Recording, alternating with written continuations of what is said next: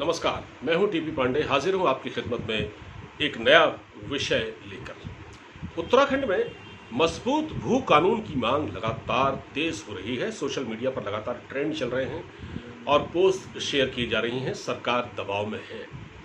सरकार ने एक कमेटी गठित कर दी है। उसने कहा है कि इस मांग के लिए हम एक कमेटी गठित कर रहे हैं और ये कमेटी अपनी हमको रिपोर्ट देगी। उसके आधार पर देखा जाएगा कि कितना ये जायज़ होगा कानून को लागू करना। उसके नुकसान और नफ़ा नुकसान देखकर वो कमेटी रिपोर्ट देगी अपनी। और लेकिन इस बीच हुआ ये है कि वहाँ पर आंदोलन काफ़ी तेज़ हो गया है और जो कमेटी गठित की है राज्य सरकार ने, उस पर भी सवाल खड़े हो गए, क्योंकि हमारे देश में एक हिस्ट्री है कि जब भी कोई आयोग या कमेटी गठित की जाती है किसी मांग को लेकर, क्योंकि जब मांग तेज़ होती है तो उसकी धार को कुंद करने के लिए, उसको ठंडा करने के लिए, उस आंदोलन को ठंडा करने के लिए कमेटी गठित कर दी जाती है। और कमेटियाँ जो है अपनी रिपोर्ट कभी वक्त पर नहीं देती, सालों साल लग जाते हैं रिपोर्ट देने में। तो अभी उत्तराखंड में अब से 6 महीने बाद चुनाव है, तो चुनाव के बाद जो भी सरकार बनेगी वो अपने हिसाब से देखेगी, वो भी कुछ नए वादे कर देगी तब तक। और रिपोर्ट ऐसा तो है नहीं कि रातों रात या आए या 2-3 दिन में आ जाए। तो जब कोई रिपोर्ट इस तरह की, जब कोई कमेटी गठित की जाती है तो उसका सीधा मतलब होता है उस मांग को, उस प्रोसेस को लंबा खींचना, उस मांग को ठंडा करना।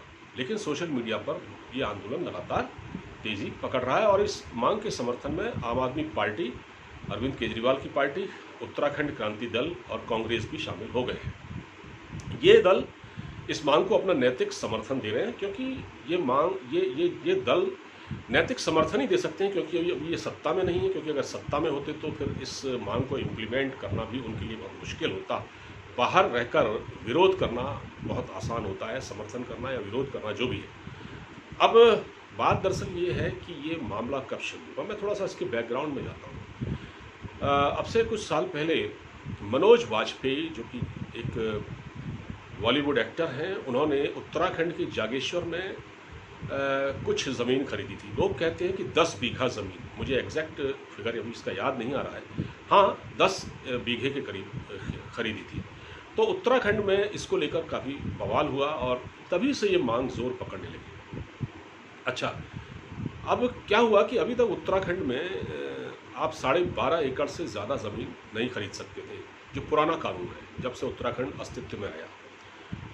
तो 12.5 एकड़ ज़मीन खरीद सकते थे, लेकिन जो त्रिवेंद्र सिंह रावत की सरकार थी 2018 में, उसने कानून में एक संशोधन किया, जिसके बाद उन्होंने रास्ते खोल दिए। मतलब आप कितनी भी ज़मीन यहाँ खरीद सकते हैं। उसके पीछे था कि लोग आएंगे, अपनी इंडस्ट्री लगाएंगे, अपना रिजॉर्ट खोल लें, जो भी करें, मतलब यहाँ काम करें, अपना होटल खोलें वगैरह कुछ भी।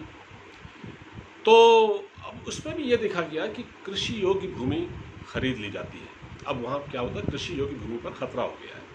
तो मनोज वाजपेयी ने जो ज़मीन खरीदी वो कृषि योग्य भूमि थी। कृषि योग्य भूमि के लिए कृषि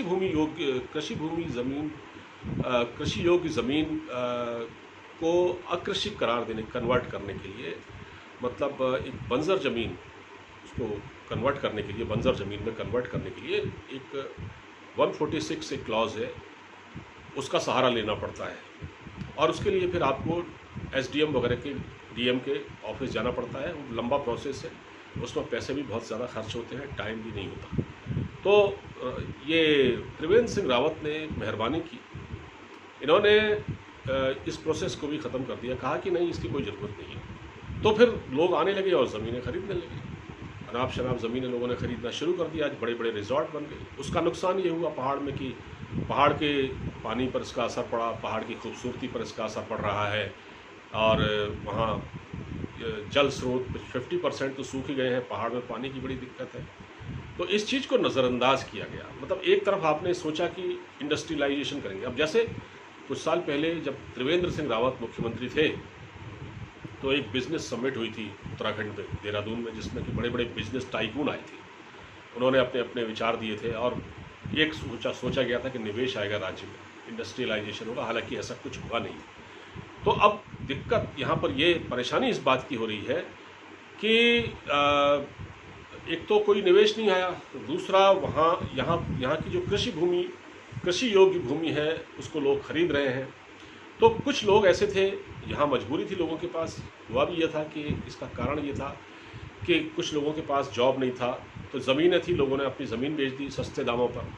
अब आज हालत ये हो गई है कि कई जगहों पर मुक्तेश्वर में और दूसरे जो हिल स्टेशन है उत्तराखंड के, वहाँ पर बड़े बड़े रिज़ॉर्ट, नैनीताल वगैरह में, तो उस भीमताल वगैरह में लोगों ने रिज़ॉर्ट खोल दिए हैं। और उसमें क्या होता है, उसमें जो वहाँ के जो जो जिनकी कभी ज़मीनें हुआ करती थी, अब वो एज ए नौकर वहाँ काम कर रहे हैं। मतलब वो जो कभी उस ज़मीन के मालिक थे, अब वो वहाँ नौकर बन के काम कर रहे हैं। लेकिन इसका उन्होंने तो अच्छा, उनको पैसे भी ज़्यादा नहीं मिलते, कोई 10,000, कोई 5,000, कोई 10,000, 15,000 की नौकरी करता है वहाँ पर, लेकिन उन्होंने मजबूरी में अपनी ज़मीन बेच दी। ऐसा वहाँ बहुत सारे लोग कर रहे हैं। तो इसको कुछ हद तक इस पर चेक एंड बैलेंस लगाया जाए। चेक एंड बैलेंस इस पर अगर नहीं लगाया गया, नहीं रखा गया, तो फिर तो लूट मच जाएगी। फिर तो उत्तराखंड के पहाड़ ही खत्म हो जाएंगे, फिर तो वहाँ बदसूरती दिखेगी, खूबसूरती नहीं दिखेगी। वहाँ का जल स्रोत सूख जाएंगे, वहाँ की हरियाली खत्म हो जाएगी, और वहाँ का जो रहन सहन वो पूरा बदल जाएगा।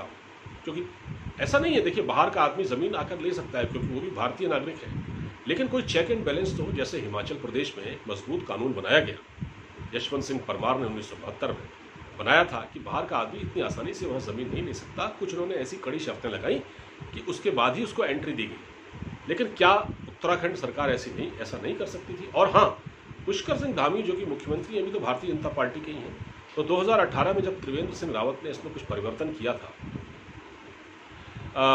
तो इस कानून में संशोधन किया था, तो उस वक्त ये भी तो उसको देख रहे होंगे ना। तो इनकी पार्टी के बाकी लोगों ने क्या इस पर सवाल नहीं उठाए? क्या वो इतने अदूरदर्शी हैं कि उन्होंने ये देखने की कोशिश भी नहीं की कि अगर लोग ज़्यादा बड़ी भारी तादाद में यहाँ आकर लोग ज़मीनें खरीदेंगे तो ये नुकसान हो सकता है? ये शायद उस वक्त नहीं सोचा गया, और अब ये समस्या बड़ी हो रही है। अब इसके लिए आपने आयोग गठित कर दिया। आयोग अपनी रिपोर्ट कब देगा? आयोग रिपोर्ट देगा जब आपकी नई सरकार आ जाएगी 6-7 महीने बाद, फिर वो कोई नया शगुफा छोड़ देगी। तो ये कानून को, ये एक तरह से उत्तराखंड की नीयत पर, उत्तराखंड के नेतृत्व की सरकार की नीयत पर भी एक सवाल है। क्योंकि वो चाहे तो, क्योंकि उसकी सरकार है अभी, वो जिस काम को कर सकती है, उसके पास पावर है, बैठे कानून बनाए, इसके लिए विधानसभा में बैठे और विपक्ष और सत्ता पक्ष बैठ के कानून बनाए, क्या दिक्कत है? लेकिन हाँ, ऐसा नहीं कर रहे हैं, बल्कि एक आयोग गठित कर दिया, इस मामले को लटकाने की कोशिश की जा रही है। और फिर चुनाव आ जाएंगे, फिर कह देंगे साहब अब तो या तो नई सरकार आएगी, वो अपने हिसाब से काम करेगी। ये फिर अगर यही लोग सत्ता में आए तो फिर ये कहेंगे चलिए हम ऐसा कर देते हैं। तो इसको एक तरह से पब्लिक की आंखों में धूल झोंकने की कोशिश वहाँ की जा रही है। आपको वीडियो अच्छा लगा हो तो उसको ज़्यादा से ज़्यादा शेयर कीजिएगा। अब मुझे इजाज़त दीजिए, अपना पूरा ख्याल रखिए, और हाँ, हमारे चैनल को सब्सक्राइब ज़रूर करिएगा, और एक बेल आइकन का बटन है उसको दबा दीजिएगा, जिससे आपको इसके नोटिफिकेशन वीडियो अपलोड होने के बाद मिलते रहेंगे। नमस्कार।